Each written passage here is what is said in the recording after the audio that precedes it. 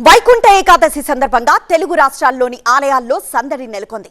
తెల్లవారుజాము నుంచే భక్తులు ఉత్తర ద్వార దర్శనాలు చేసుకుంటున్నారు. శ్రీ మహావిష్ణువు దర్శనానికి పోటెత్తారు. తిరుమల శ్రీవారి ఆలయంలో తెల్లవారుజామునే ఉత్తర ద్వారాన్ని తెరిచారు. యాదాద్రి లక్ష్మీ నరసింహస్వామి ఆలయానికి భక్తులు పోటెత్తారు. భద్రాచలంలో సీతారామచంద్ర స్వామి వారి ఆలయంలో ఘనంగా వైకుంఠ ద్వార దర్శనం కొనసాగుతోంది.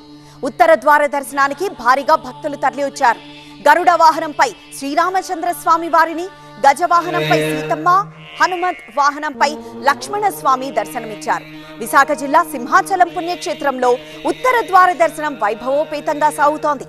సింహాద్రినాథుడు వైకుంఠ నారాయణుడి అలంకరణలో భక్తులను అనుగ్రహిస్తున్నారు.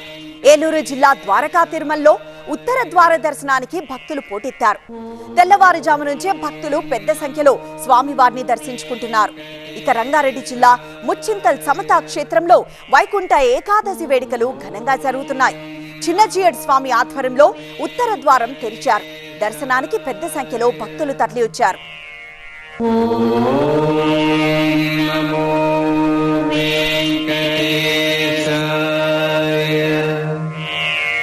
Oh